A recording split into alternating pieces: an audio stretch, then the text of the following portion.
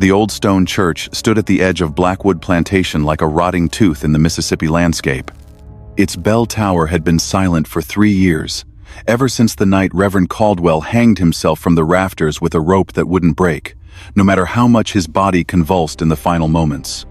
The townspeople whispered that the rope had been made special, braided with something darker than hemp. They were right to whisper. They were right to stay away. I knew because my father had made that rope, just as he'd made all the ropes in Gideon County. Augustus Weaver, they called him, though Weaver was the name his first master gave him, not the name his mother whispered over his cradle, in a language this cursed land tried to erase.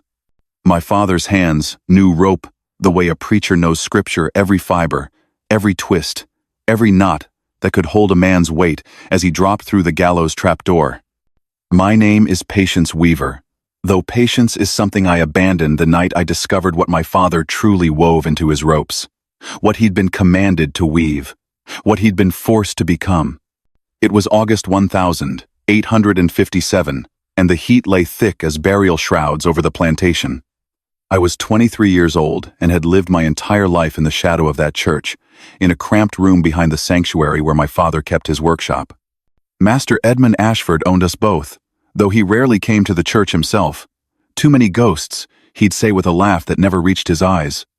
He'd send his overseer, Luther Moss, instead a man whose breath smelled like chewing tobacco and whose hands left bruises that bloomed like dark flowers on every woman he touched. The church had been built in 1789 by the first Ashford, a man so convinced of his own righteousness that he'd had scripture carved into every beam. But the wood remembered other things too. It remembered the enslaved people who'd cut and carried each plank. It remembered the unnamed men whose bodies had been dragged through its doors after accidents in the fields. It remembered the children baptized in the morning and sold away by evening. My father worked in silence, always in silence. His fingers moved with mechanical precision as he braided hemp and cotton, creating the ropes that hung men across 3 counties. HANGMAN'S ropes. They called him the best rope maker in Mississippi because his ropes never broke, never frayed, never failed to do their terrible work. What they didn't know was that every rope he made contained a single thread from the shirt he wore the day his wife, my mother, was sold away when I was 5 years old. 1 thread per rope, hidden in the braid, soaked first in his tears, then in his rage. He told me this on his deathbed, 3 weeks before my story truly begins. Consumption had hollowed him out from the inside, and in his final hours, the secret spilled out like confession. "Each rope carries a piece of us," he whispered, his voice barely audible over the rain hammering the church roof. "Every man hanged with my rope dies with our grief around his neck. It follows them beyond. It waits." I didn't understand then. I thought it was fever talk, the desperate philosophy of a dying man trying to find meaning in forced labor. But then he pressed something into my palm, a thick coil of rope, different from the others. Heavier, darker. "This one's different, Patience. This one I made for you, for justice, for blood." He died before he could explain what he meant. But I would learn soon enough. Luther Moss would make certain of that. I buried my father in the old cemetery behind the church, in the section where they put the enslaved dead. No marker, no service, just a hole in the ground filled before sunrise so the day's work wouldn't be interrupted. Master Ashford didn't attend. He never did for our funerals. But Luther Moss came, standing at a distance with his arms crossed, watching me shovel dirt with eyes that made my skin crawl. "Shame about Augustus," he called out when I finished. "Who's gonna make the ropes now?" I didn't answer. I'd learned young that silence was armor. He walked closer, boots crushing the wild violets that grew between the graves. "Master Ashford's got a problem. Judge Harrison over in Natchez needs 3 hanging ropes by month's end. Good money in it." He smiled, revealing tobacco-stained teeth. "Reckon you learned your daddy's trade?" "No, sir," I lied. "That's unfortunate." He was close enough now that I could smell the whiskey on him, mixed with sweat and something fouler. Real unfortunate. Because if those ropes don't get made, Master Ashford's gonna be displeased. And when he's displeased, well... He reached out and grabbed my wrist, his fingers digging in. I get creative about finding ways to motivate folks. I tried to pull away, but his grip tightened. His other hand moved to my waist.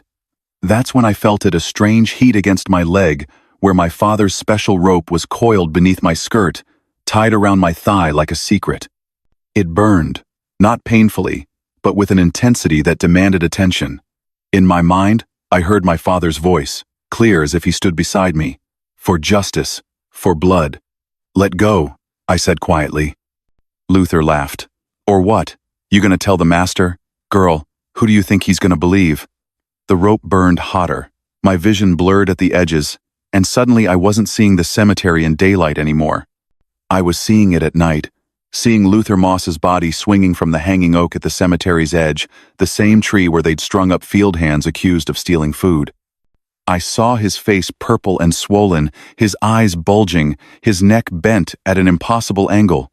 And around his throat, my father's rope, glowing faintly with something that wasn't quite light. The vision vanished as quickly as it came. Luther must have seen something in my face because his smile faltered. What's wrong with you? I looked at him differently now, understanding blooming like poison flowers in my mind. My father hadn't just made ropes. He'd made instruments of reckoning, and he'd given me the means to use them. I'll make the ropes, I said. He released me, looking satisfied. Knew you'd see sense. Master Ashford wants to see the first one by week's end. Make it good. He turned to leave, then paused. And patience? Don't get any ideas about running. I'm watching you now, real close. That night I lit candles in my father's workshop and laid out his tools.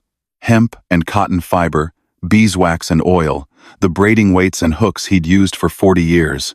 And in the center of it all, I placed his special rope, the one that had shown me Luther's death. I picked it up, feeling its weight, its texture. As my fingers traced the braiding, I felt something else woven within, not just threads from my mother's dress, but something older. Whispers of words in that lost language my father's mother had spoken. Prayers, maybe, or curses. In this place, in this time, was there really any difference? The rope grew warm in my hands, and I understood what I had to do. Not 3 ropes for Judge Harrison's gallows in Natchez. 1 rope for Luther Moss. For justice. For blood. For every woman he'd ever touched. I began to braid. The rope knew what it wanted. My hands moved almost without thought, pulling fibers, twisting, binding. I added a thread from the dress I'd worn the day my mother was sold away. I added strands of my own hair, and as I worked, I whispered names every woman on Blackwood Plantation who'd suffered under Luther's hands. Sarah, Margaret, young Rachel, who was only 14, Eliza, who'd tried to fight back and been whipped until she couldn't stand. Their names went into the rope like prayers into a rosary. By dawn, it was finished. The rope lay coiled on my father's workbench, dark as a midnight shadow, and when I touched it, I swear I could feel it pulse like a living thing. Luther Moss came for his inspection that afternoon. He never left the church alive. Luther arrived at the church just after sunset, when the light turned everything, the color of old blood. I was waiting in the sanctuary, the rope coiled at my feet like a sleeping serpent. The air inside felt thick, charged, as if a storm was gathering in the rafters. Got my rope ready? He called out, his voice echoing off the stone walls. He didn't wait for an answer, just walked down the center aisle like he owned the place, like he owned me. It's ready, I said. He stopped a few feet away, his eyes narrowing as he looked at the coiled rope. Let me see it. I picked it up, feeling its weight, its eagerness.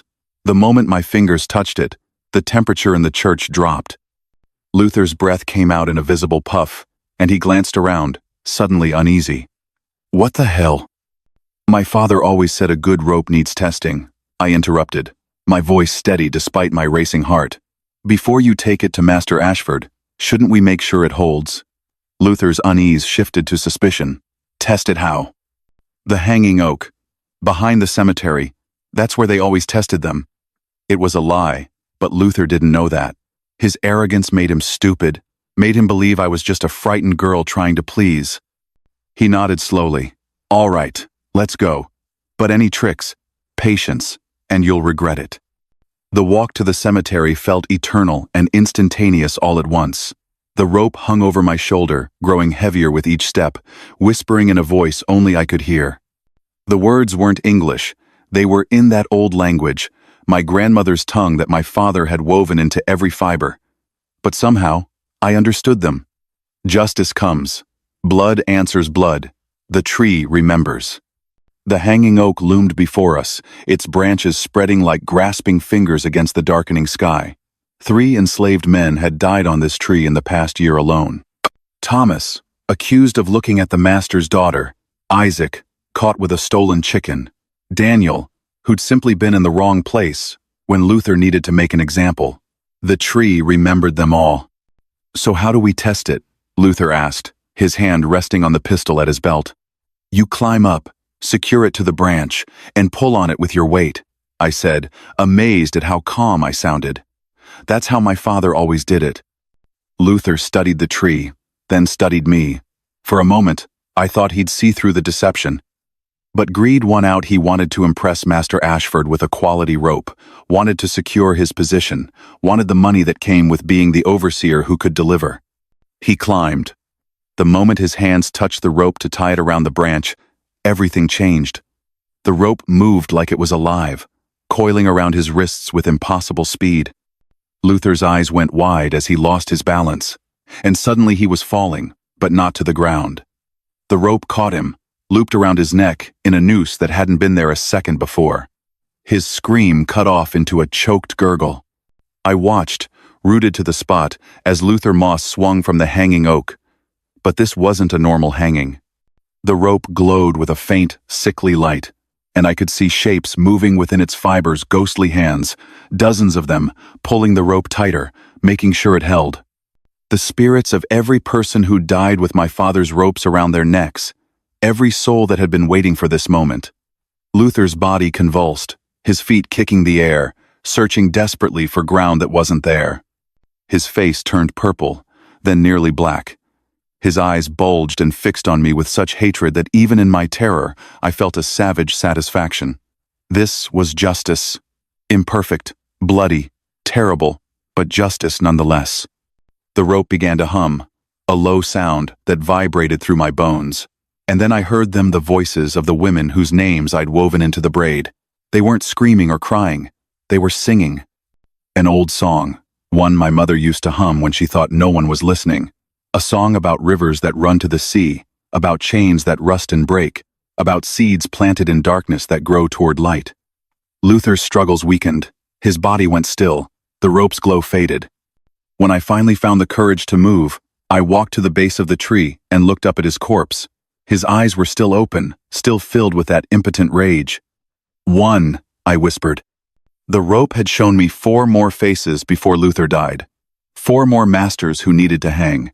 Master Ashford, Judge Harrison, Dr. Pemberton, who performed inspections on enslaved women that were anything but medical, and Silas Crow, the slave trader who'd bought my mother and taken her away in chains. The rope had chosen them. Or perhaps I had. Perhaps there was no difference anymore. I left Luther hanging from the oak and walked back to the church, already planning the second rope. Behind me, the night filled with the sound of wings crows gathering to witness what I'd done. They would not be the only witnesses for long. They found Luther Moss 3 days later, his body bloated and picked over by crows. Master Ashford rode out to the church himself, his face red with fury and something else, fear. He brought 6 men with him, all armed, all watching the shadows like they expected the devil himself to step out. I was in the workshop, braiding the second rope, when they burst through the door. "Where were you the night Luther died?" Master Ashford demanded, his hand on his pistol. "Here, master, making the ropes you requested. I kept my eyes down, my hands steady on my work, the picture of servility. Anyone see you?" "No, master. I work alone, like my father did." He grabbed the rope I was working on, examining it with suspicious eyes. But it looked ordinary, just hemp and cotton, nothing more. The special threads, the whispered names, the dark intentions, those were invisible to eyes like his. He threw it back at me. "Luther was found hanged, murdered. You know anything about that?" "No, master." The lie came easily now. I heard he had enemies, men he'd wronged. Master Ashford's jaw clenched. He knew it was true. Luther had been brutal, even by the standards of overseers, had cheated men at cards, had taken liberties with wives and daughters, regardless of color. The list of people who wanted him dead was long. "Get back to work," he finally spat. "And if I find out you had anything to do with this girl, you'll hang beside whoever did it." They left, but I knew I had to move quickly. Master Ashford was suspicious, and suspicious masters were dangerous. Judge Harrison was next. He'd be in Natchez for another week, presiding over trials, including the trial of a young enslaved man accused of striking his overseer in self-defense. The verdict was already decided, the hanging rope already ordered. I would make sure the judge got his rope. The journey to Natchez took 2 days on foot, traveling at night through swamps and pine forests. I carried the second rope wrapped around my waist beneath my dress, and it guided me like a compass, pulling me toward my target. Sometimes I heard it whispering, my father's voice mixed with others, telling me I was doing righteous work, telling me not to stop. Natchez sprawled along the Mississippi River, a city built on cotton and cruelty. Judge Cornelius Harrison lived in a white-columned mansion on the bluff, surrounded by gardens that enslaved hands tended from dawn to dusk. I'd heard stories about him, how he sent men to the gallows with a smile, how he owned a plantation where the mortality rate was so high they had to buy new workers every year just to keep the fields running. The rope showed me how to get inside, showed me the servant's entrance, the route through the kitchen, the back stairs to his study where he worked late into the night, preparing his verdicts with a glass of brandy at his elbow. I found him there at midnight, surrounded by law books and ledgers, tallying the worth of human souls in dollars and cents. "Who?" he started, looking up from his desk. I didn't give him time to finish. The rope was already moving, uncoiling from my hands like a striking snake. It wrapped around his throat before he could scream, tightening with a force that lifted him from his chair. His hands clawed at it, his face turning crimson, but the rope wouldn't budge. This time, I saw them more clearly, the spirits in the rope. Men in chains, women with scarred backs, children torn from mothers, all of them pulling, pulling, pulling. And among them, I saw my father, his hands working the rope with the same precision he'd used in life. Judge Harrison's struggles grew weaker. His eyes found mine, and in them I saw the dawning realization that his verdicts had finally come back to claim him. That justice, delayed and corrupted as it had been, was finding its way home. When he died, the rope released him, and his body slumped across the desk, scattering papers about property rights and bills of sale. I took the time to arrange the scene, looped the rope around the chandelier, positioned his body beneath it, made it look like suicide. A judge overcome with guilt, perhaps, or madness. Let them wonder. Let them fear. I carved a single word into his desk with his own letter opener. Guilty.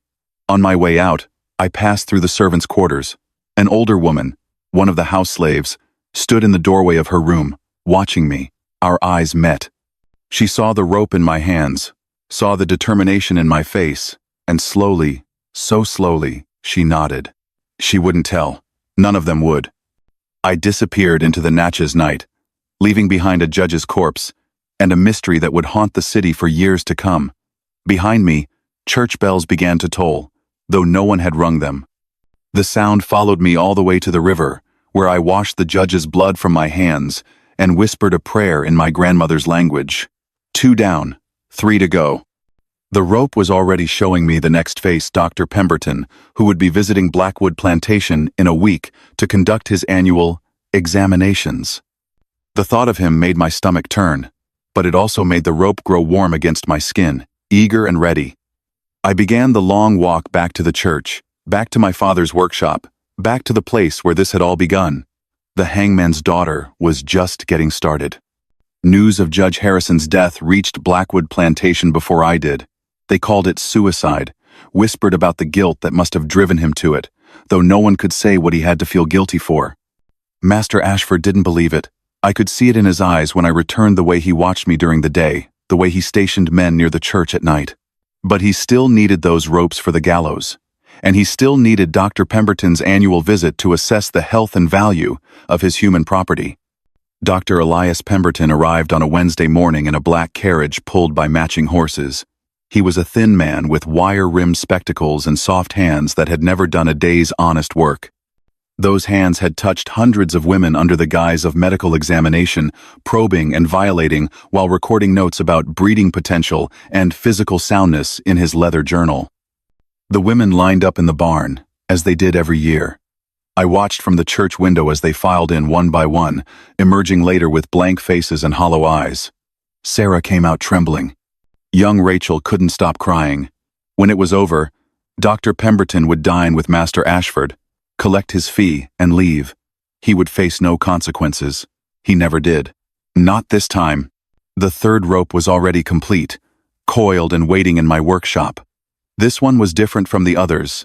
I'd woven it with threads from the torn dresses of the women he'd examined, pieces they'd given me in silent ceremony the night before. Each woman had added something, a button, a strip of cloth, a lock of hair. Their pain and rage went into the braiding, and the rope hummed with it, vibrating with a fury that made the very air around it shimmer. Dr. Pemberton stayed in the guest house, a small cottage near the main mansion. I watched him through the window that night as he sat at his desk, updating his journal by candlelight, writing about us like we were livestock, like we were things. I slipped inside through the back door, the lock opened at my touch, as if the house itself wanted him punished. The floorboards didn't creak under my feet. The shadows seemed to deepen around me, hiding me from sight. The rope guided me forward, pulling me toward his room with an insistence that bordered on desperation. He looked up when I entered, his expression shifting from surprise to irritation. "What are you doing here? Get out before I—" The rope shot from my hands like a living thing, wrapping around his neck and dragging him from his chair. He crashed to the floor, clawing at the noose, his medical knowledge useless against this particular affliction. His spectacles fell and shattered under his writhing body. But this time, something different happened. The spirits didn't just pull the rope tight, they manifested, becoming visible even to my mortal eyes. Dozens of women surrounded him, their forms translucent but unmistakable. I recognized some of them. Old Martha, who died in childbirth after one of his examinations. Lily, who'd thrown herself in the river afterward. Others I didn't know. Ghosts from other plantations, other years, all the women his hands had violated. They didn't speak. They didn't need to. Their presence was accusation enough. Dr. Pemberton's eyes bulged as he saw them, and the terror on his face was more satisfying than any scream. He understood, in those final moments, exactly what was happening. Exactly who was killing him. The rope tightened incrementally, drawing out his death, making him suffer the way his victims had suffered, prolonged, helpless, ashamed. When it was over, the spirits remained visible for a moment longer. One of them, a young woman with kind eyes, looked at me and mouthed 2 words. "Thank you." Then they faded, and I was alone with the doctor's corpse.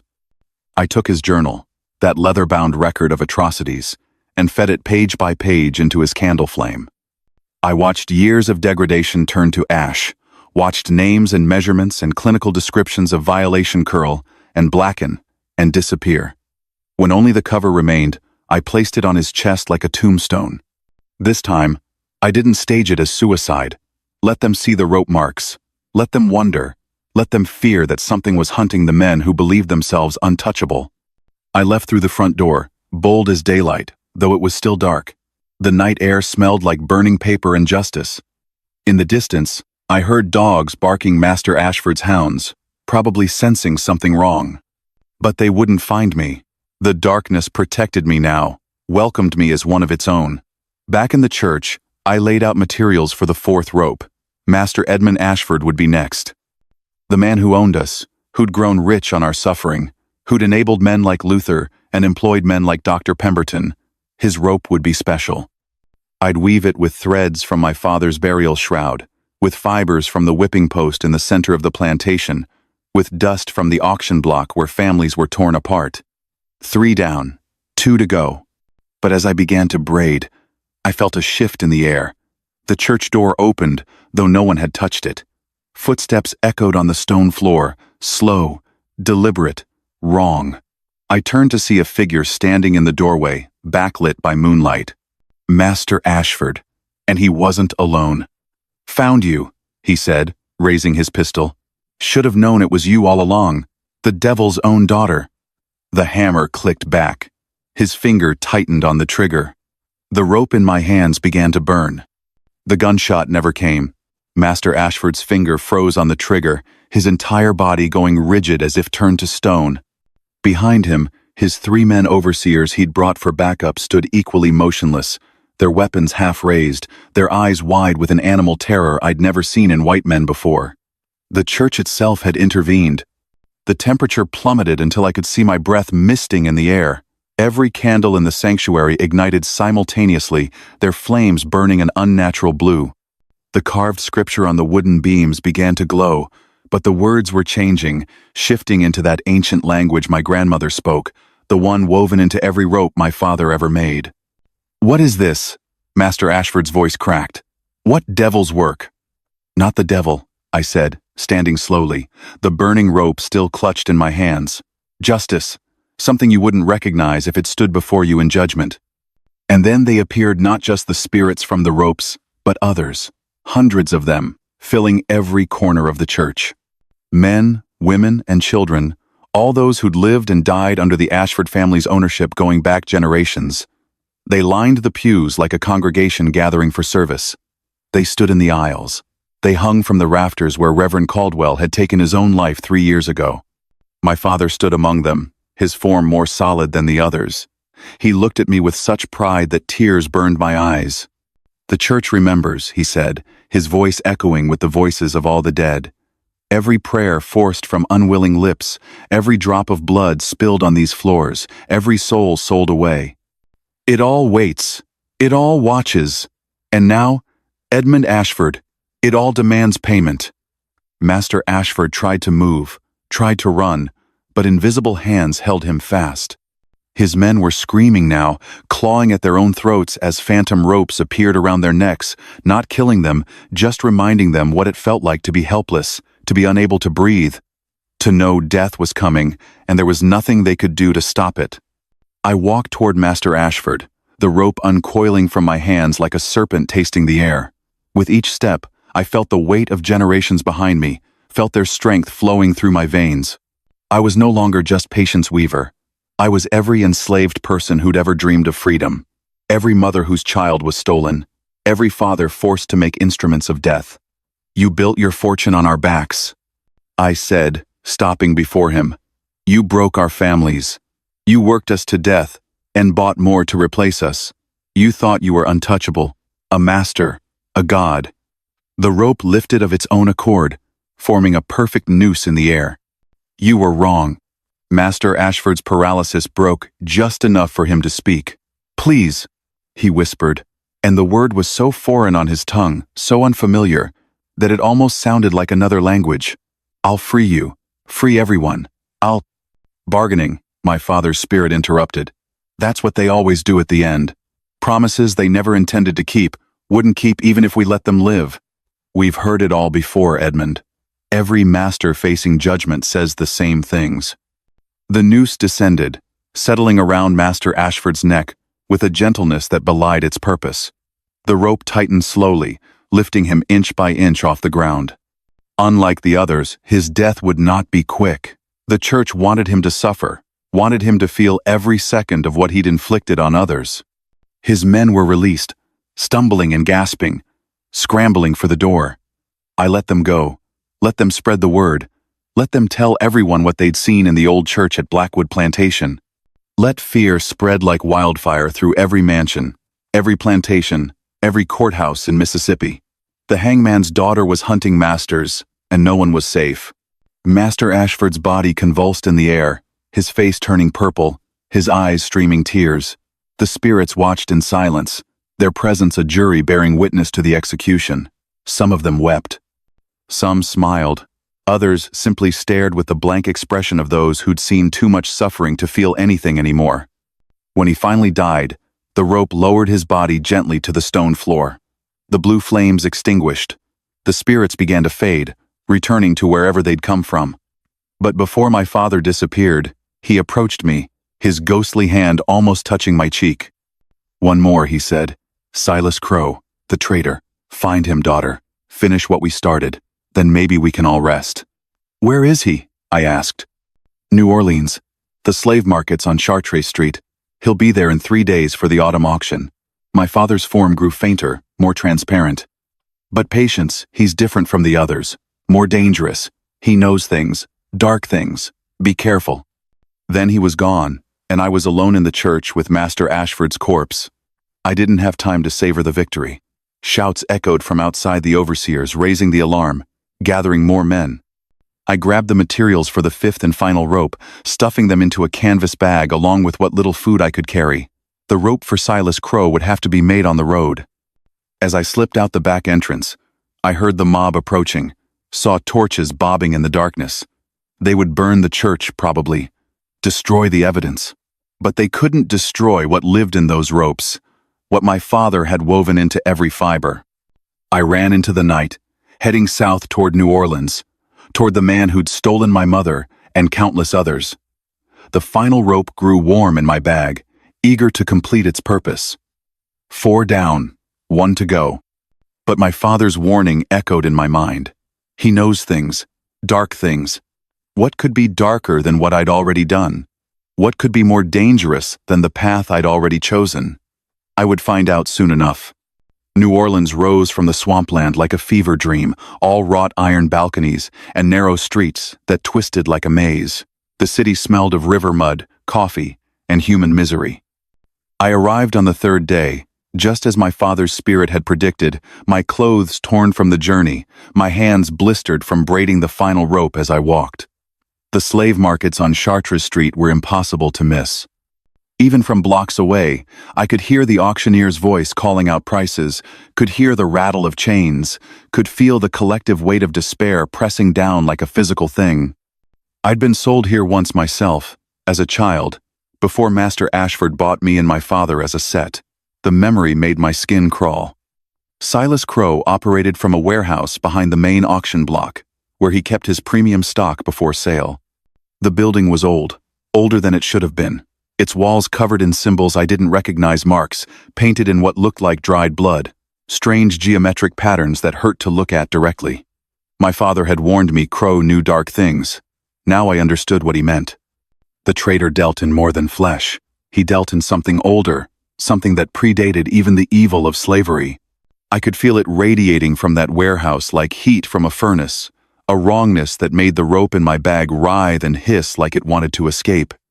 I watched the warehouse for hours, waiting for nightfall, waiting for my chance. Crow emerged at dusk, a massive man with a shaved head and eyes so pale they looked almost white. He moved with a predator's grace despite his size, and when he passed close to where I hid, I saw the markings on his arms, the same symbols from the warehouse walls, scarred into his flesh. He was protected, warded. This wouldn't be like the others. I followed him as he made his rounds, visiting other traders, collecting payments, inspecting new arrivals fresh off the ships. Everywhere he went, I noticed the same thing: dogs wouldn't approach him, horses shied away, even the rats seemed to avoid his path. And the enslaved people, when they saw him coming, didn't just show fear, they showed recognition of something inhuman wearing human skin. Night fell, thick and humid. Crow returned to his warehouse, and I knew this was my moment. The final rope coiled tight in my hands, burning so hot now it should have scorched my palms. But it didn't hurt. It felt right, like holding my mother's hand one last time. I slipped inside through a broken window, landing in a corridor lined with cells. Men and women huddled in the darkness, watching me with hollow eyes. One of them, an old woman, grabbed my arm as I passed. "Don't," she whispered. "He'll know. He always knows. That man ain't right. He's got something living inside him, something old." "I know," I said. "That's why I'm here." I found Crow in his office, sitting at a desk covered in ledgers and contracts. But he wasn't working. He was waiting. For me. "Patience Weaver," he said without looking up. "The hangman's daughter. I wondered when you'd arrive. Been feeling you coming for days now, like a storm on the horizon." Ice flooded my veins. "How do you know my name?" "I know lots of things." He finally looked at me, and his pale eyes gleamed with something that wasn't quite light. "I knew your father.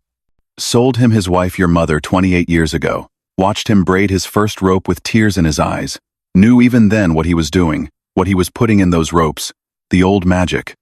The forgotten words. The prayers that predate your Christian God by thousands of years. He stood, and the temperature in the room dropped. The symbols on his arms began to glow with a sickly green light. You see, girl, I'm a trader in more than flesh. I trade in souls, in power, in things that most people are too afraid to even name. Your father thought he was clever, weaving curses into his ropes, but he learned it from somewhere, from someone. Crow smiled, revealing teeth filed to points. He learned it from me. The rope in my hands went cold, dead, lifeless as ordinary hemp. That's right, Crow continued, moving closer. Every rope your father ever made, every curse he wove, every spirit he bound it all traces back to knowledge I gave him. Knowledge that came with a price he never finished paying. You're lying, I said, but my voice wavered. Am I? Ask yourself why your father could weave magic into rope. Ask yourself why those spirits answered his call. It's because 28 years ago, desperate to keep some part of his wife with him, he made a deal. His gift for rope making, passed down through generations, given true power in exchange for a debt. A debt, Crow's smile widened, that passes to his children. He reached out, an invisible force slammed into me, driving me to my knees. The rope fell from my hands, useless, its magic neutralized by whatever power Crow commanded. Your mother's not dead, Patience. Did you know that? I still own her, kept her all these years in a special place. She's been waiting for you. He leaned down, his breath cold as a grave. And now you're both mine. The debt is paid. Your father's magic, your mother's blood, your soul, all mine. The warehouse walls began to pulse, the symbols glowing brighter. I heard screaming from the cells, the other prisoners sensing something terrible about to happen. The rope lay on the floor between us, dark and silent and useless. I had come to execute the fifth master. Instead, I had walked into a trap set 28 years before I was born. My father's warning echoed in my mind. He knows dark things. Crow raised his hand, fingers crackling with that green energy, and I realized with terrible clarity that this was how my story might end, not as the hangman's daughter delivering justice, but as another soul claimed by a monster who'd been collecting them for centuries. The rope began to smoke where it touched the floor, and in the rising tendrils, I saw my mother's face, screaming a warning I couldn't hear. The green energy crackled around Crow's fingers, inching closer to my face. In the smoke rising from the rope, my mother's face twisted in agony, her mouth forming words I couldn't hear. But I didn't need to hear them. I understood. The debt, the bargain, the trap. My father had made a deal to gain power, but he'd never intended to honor it fully. He'd woven rebellion into every rope, hidden resistance in every knot, teaching me without words that some debts should never be paid, that some chains were meant to be broken, no matter the cost. And my mother, imprisoned for 28 years, had been trying to tell me the one thing Crow didn't want me to know. The debt could be refused. No, I said, my voice steady despite the fear coursing through me. Crow's smile faltered. What? I said no. I reached for the rope, and even though it lay cold and lifeless, I picked it up. My father made that bargain under duress. A man who's enslaved can't make free choices. Every contract written in this cursed land is void because it's built on stolen lives and broken wills. The symbols on the walls flickered. You think you can refuse me? Crow's voice deepened, becoming something inhuman. I've collected souls for 300 years. I've broken stronger wills than yours. But you've never faced someone with nothing left to lose. I wrapped the rope around my hands, and as I did, I felt something change. The rope wasn't dead. It had been waiting, conserving its strength, hiding from Crow's senses. And now, fed by my refusal, by my mother's imprisoned spirit, by every soul my father had woven into his work, it began to wake. The debt dies with me, I said, and I'm taking you with it. The rope exploded with light, not the sickly green of Crow's magic, but pure white that blazed like the sun.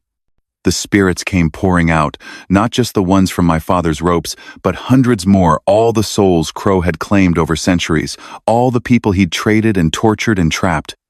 They filled the warehouse, their voices rising in a sound that was part scream, part song, part prayer in 1,000 forgotten languages. Crow's protective wards shattered like glass. No, he roared, his human disguise falling away to reveal something ancient and terrible beneath a thing of shadow and hunger that had worn human skin for so long it had almost forgotten what it truly was. But the spirits remembered. They remembered every cruelty, every broken promise, every soul consumed, and they were done being afraid.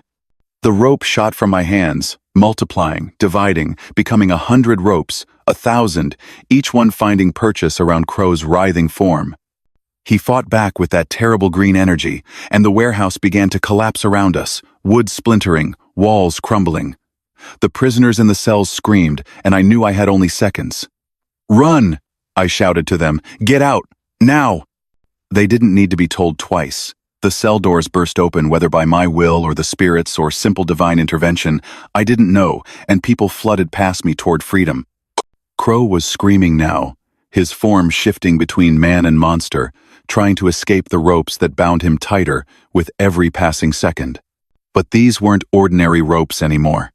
They were every noose that had ever been wrongly tied, every chain that had ever bound the innocent, every shackle that had ever stolen freedom, all of it turned back on the one who'd profited most from human suffering. In the chaos, I saw her, my mother, not a spirit, not a vision, but flesh and blood, emerging from a hidden door behind Crow's desk.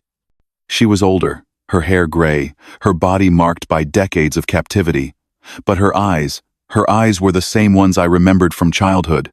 "Mama," I whispered.